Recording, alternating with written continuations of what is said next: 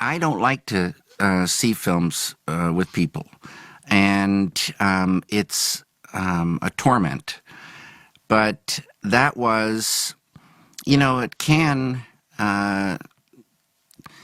they create a feeling of the celebration of cinema that is, you just don't find anywhere else.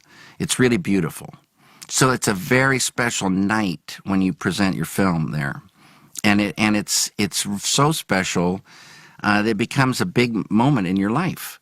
And so I remember that, and I remember at Cannes they give you an opportunity to go in the night before when the previous night's film is over. Then the next night's crew can come in, and you can set levels, see your film on the screen, talk to the projectionist, fix any problems you may see, and get a feeling that everything's going to be okay the next night. And the night before, Fellini had just screened his film. So Wild at Heart fell on that same screen that, Fellini had just visited. It was such a beautiful thing. And the sound, I don't know what it was, but it seemed to be better than it's ever been.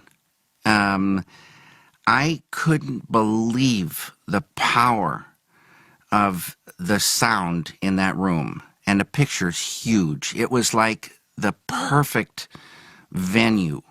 And I remember the French technicians sort of laughing when we started to play the first reel. And at first I didn't know why they were laughing, and then I realized they were laughing because they thought that it was a joke that it was that loud. I don't think they'd ever heard a film that loud before. But I had to reassure them in my broken French English that this is the way David wanted it to play, and this is what it should sound like. And it actually did sound very good in the Palais, the giant theater that seats several thousand people. David went up to the projection booth, and then he wasn't going to stay for the whole thing. And he said, "Barry, when this movie is over, after you've seen it, I just want you to say one word to me describing the film." I said, "Okay." So I didn't see him, I think, until the next day, the next morning. And I said to him, and so he reminded me, and I said, how about 2 words? He said, "Okay." And I said, "Not boring."